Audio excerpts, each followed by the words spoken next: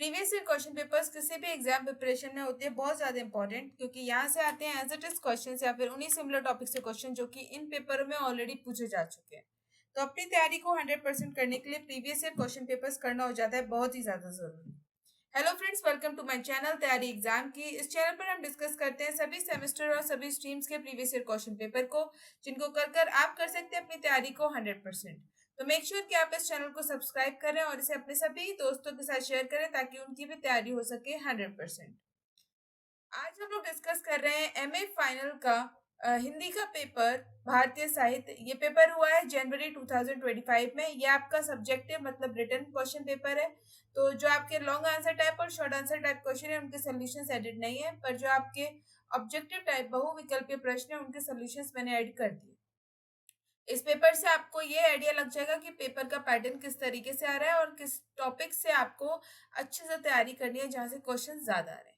चलिए शुरू करते हैं। ये पेपर हुआ है आपका 100 मार्क का, जो कि आपको 3 घंटे में करना था। इसमें हमारे पास 3 भाग हैं। भाग एक में आपको दीर्घ या विस्तृत उत्तरीय प्रश्न मतलब लॉन्ग आंसर टाइप करने हैं। भाग दो में आपको शॉर्ट आंसर टाइप करने हैं और भाग तीन में आपको बहुविकल्पीय प्रश्न करने हैं। भाग वन में आपको जितने भी क्वेश्चन उनमें से सिर्फ एक क्वेश्चन करना है। भाग दो में आपके पास जितने भी क्वेश्चन दिए उनमें से सिर्फ 5 को करना है। और भाग तीन में आपके जितने भी क्वेश्चन में सारे करना जरूरी है।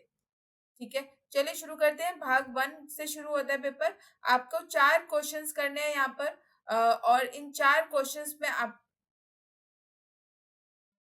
और ये हर क्वेश्चन 15 मार्क का है। तो ये पूरा सेक्शन जो सेक्शन वन है ये पूरा 60 मार्क का बनता है आपका। तो इसमें पहला खंड आ दे रखा है प्रथम भाग का, मतलब सेक्शन वन के भी 4 सेक्शन बना रखे हैं और हर सेक्शन में 3 क्वेश्चन इंक्लूड करें। तो आपको सिर्फ एक क्वेश्चन करना है यहाँ से। पहला क्वेश्चन आपको पूछता है भारतीय साहित्य के अध्ययन में अध्येता के को किन किन समस्याओं का सामना करना पड़ता है, तर्क सहित विस्तार से समझाइए। दूसरा क्वेश्चन है भारतीयता के समाजशास्त्र को स्पष्ट करते हुए भारतीयता और समाजशास्त्र के अंत संबंध को विस्तार से समझाइए। तीसरा क्वेश्चन है हिंदी साहित्य के जीवन मूल्य विषय पर तर्कसंगत सविस्तार प्रकाश डालिए। फिर आपके पास है द्वितीय खंड भाग ब।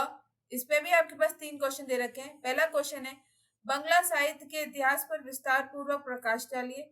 दूसरा क्वेश्चन है बंगला भाषा के नाट्य साहित्य के विकास पर प्रकाश डालिए। तीसरा क्वेश्चन है बंकिम चंद्र चटर्जी के जीवन पर प्रकाश डालते हुए उनके साहित्यिक योगदान का मूल्यांकन कीजिए। फिर है आपके पास तृतीय खंड स। ये इसमें भी 3 क्वेश्चन है। पहला क्वेश्चन है हिंदी साहित्य में गुजराती में रचित कृष्ण भक्ति साहित्य का परिचय देते हुए कृष्ण भक्ति को प्रमुख संप्रदायों का उल्लेख कीजिए। दूसरा क्वेश्चन है गुजराती भाषा के लोक कथा साहित्य का परिचय दीजिए। तीसरा क्वेश्चन है आधुनिक काल में रचित गुजराती साहित्य की विकास यात्रा को स्पष्ट कीजिए। फिर है इसका चौथा भाग। पहला क्वेश्चन है महाश्वेता देवी के बंगला उपन्यास अ, अग्निगर्भ की कथा वस्तु का सारांश लिखिए। क्वेश्चन नंबर 2 है घासीराम कोतवाल नाटक के अभिनेता और रंगमंचिता पर प्रकाश डालिए। क्वेश्चन नंबर 3 है कोच्चि के दरखत नामक काव्य संग्रह का परिचय विस्तार से दीजिए। तो आपको हर 4 सेक्शन है, चारों सेक्शन में 3-3 क्वेश्चन है और आपको हर सेक्शन से एक-एक क्वेश्चन करना है। फिर आपके पास खंड टू। इसमें आपके को 5 क्वेश्चन करने हैं और हर क्वेश्चन 4 मार्क का है, तो 20 मार्क का है। आपको टोटल इस में कितने क्वेश्चन दे रखे हैं? आपको टोटल 16 क्वेश्चन दे रखे हैं और 16 में से कोई भी 5 आपको करने हैं। पहला क्वेश्चन दे रखा है भारतीय साहित्य के अंतर्गत किस साहित्य का को समाविष्ट किया जा सकता है, स्पष्ट कीजिए। क्वेश्चन नंबर 2 है हिंदी साहित्य के इतिहास लेखन में कौन कौन सी समस्याएं हैं, उनका समाधान कैसे संबंध है, स्पष्ट कीजिए। क्वेश्चन नंबर 3 है साहित्य समाज का दर्पण क्यों कहा जाता है, यहाँ आना चाहिए साहित्य को। क्वेश्चन नंबर 4 है आधुनिक हिंदी साहित्य में वर्तमान भारत का प्रतिबिंब दिखाई देता है, इस कथन से आप कहाँ तक सहमत हैं और क्यों। क्वेश्चन नंबर 5 है शरद चंद्र के उपन्यासों पर संक्षिप्त रूप से प्रकाश डालिए। क्वेश्चन नंबर 6 है बंगला भाषा के कहानी साहित्य पर प्रकाश डालिए। क्वेश्चन नंबर 7 है रविंद्रनाथ टैगोर की रविंद्र रचनावली पर प्रकाश डालिए। क्वेश्चन नंबर 8 है बंगला साहित्य में चैतन्य महाप्रभु का क्या योगदान है, स्पष्ट करें। क्वेश्चन नंबर 9 है गुजराती साहित्य के इतिहास पर संक्षिप्त टिप्पणी लिखिए। क्वेश्चन नंबर 10 है संत काव्य धारा का परिचय दीजिए। क्वेश्चन नंबर 11 है मीराबाई के जीवन पर प्रकाश डालते हुए भक्ति साहित्य योगदान पर प्रकाश डालिए। क्वेश्चन नंबर 12 है गुजराती के मध्यकाल के कवि आखो के व्यक्तित्व एवं कृतित्व पर प्रकाश डालिए। क्वेश्चन नंबर 13 है अग्निगर्भ उपन्यास का उद्देश्य स्पष्ट कीजिए। क्वेश्चन नंबर 14 है कोची में दरख्त की विषय वस्तु एवं रस योजना पर संक्षिप्त में प्रकाश डालिए।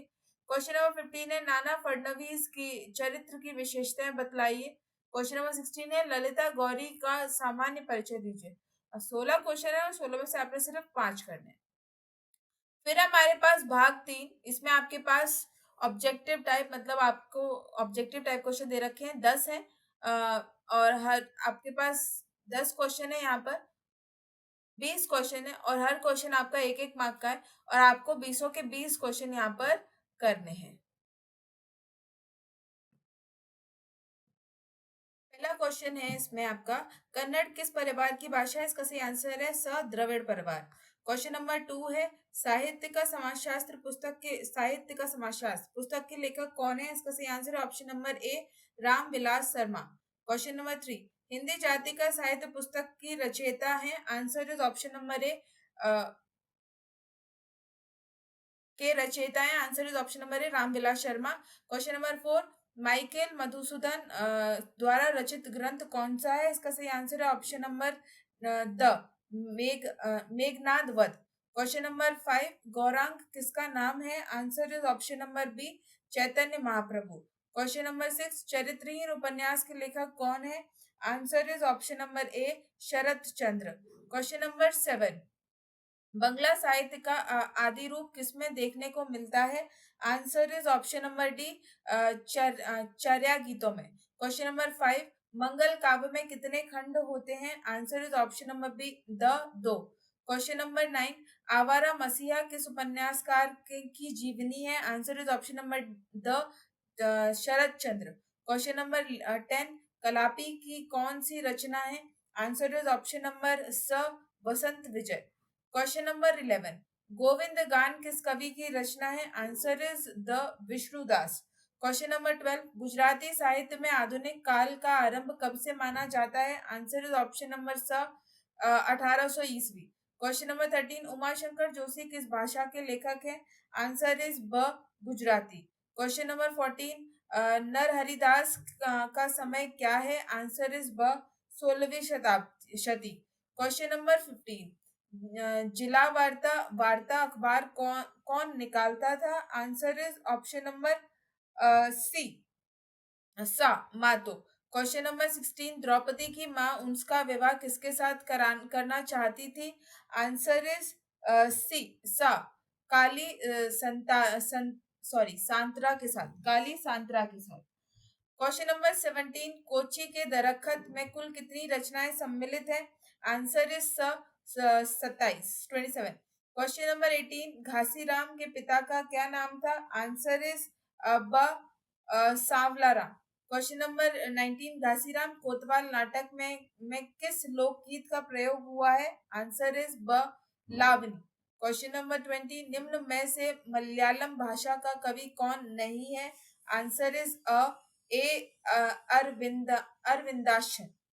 तो ये था आपका हिंदी का पेपर, हिंदी साहित्य भारतीय साहित्य। आई होप इस पेपर से आपको आइडिया लग जाएगा कि किस तरीके का पैटर्न है एग्जाम का और किस तरीके के क्वेश्चंस हैं और कौन से टॉपिक से क्वेश्चंस पूछे जा रहे हैं। अगर आपके लिए वीडियो हेल्पफुल होती है तो इसे लाइक जरूर करिएगा। कमेंट सेक्शन में बताइए आपको वीडियो कैसी लगी और कोई हेल्प एक्स्ट्रा हेल्प चाहिए तो उसे भी आप कमेंट सेक्शन में मेंशन कर सकते हैं। And do not forget to subscribe the channel. Please subscribe the channel and keep supporting. Thank you for watching.